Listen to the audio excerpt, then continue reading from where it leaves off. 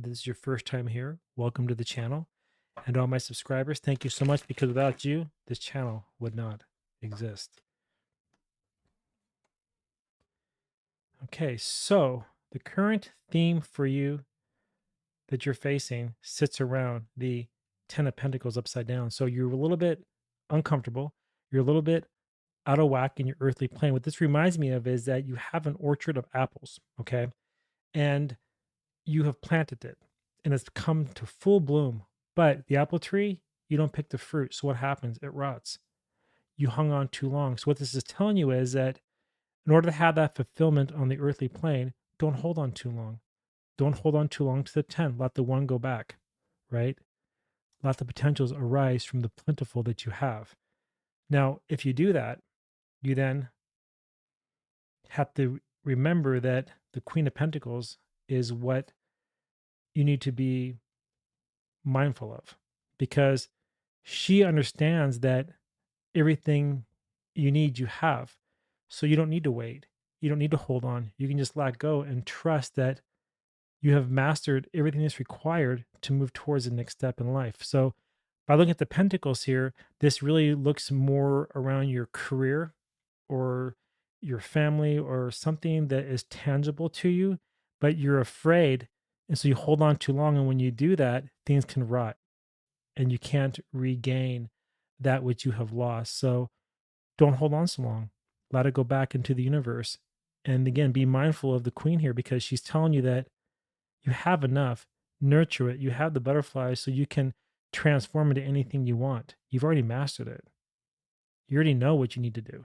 You don't need to hold on. And so here, what this is telling you too is that the things that could actually be blocking you in your journey is the seven of cups. It's your emotions. You get caught up in your head without really knowing which way to go.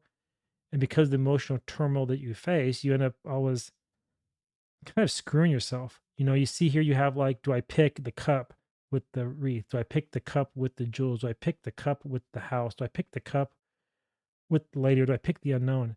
Does it really matter? The fact is you've gained greatly in your career. You know where you need to go next. Just run with it.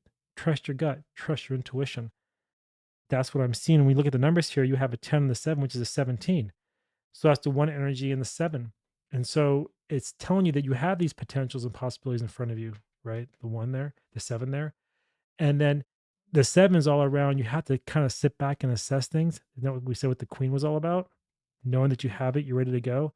And when you can do that, you have the 8. That's the continuation, the engine that keeps moving you forward. You don't have to have fear. You don't have to have worry. You don't have to have regret. Just trust your gut and run with it. Now, for a little more clarity, what can we see from the you know what we're gonna do before we pull this card? Let's go with Lenormand. I always like doing Lenormand cards to kind of see if we can get any more insight and clarity on this. So what does Lenormand have to say? So we know we have to trust ourselves. That card popped out, so we're gonna use it. So it's the cross because when you don't let go and you let your wealth or your earnings rot, you have pain. It's a cross to bear, it's suffering. And you know what's funny?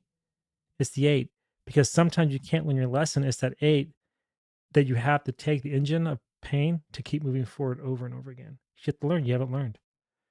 Then you have the lady. That's so wild. A 9, 10, and 11. That goes back to a 2. It's all around decisions. So it's really to assess things. So the cross is the things that you have to bear that will help you unveil the wealth that sits before you, allow you to trust your gut, trust your skill set to open up and not have to worry about holding on for too long. And then we have this is really interesting. The gentleman. Are you having family problems? Is there something going on with the husband and wife situation here or a partnership?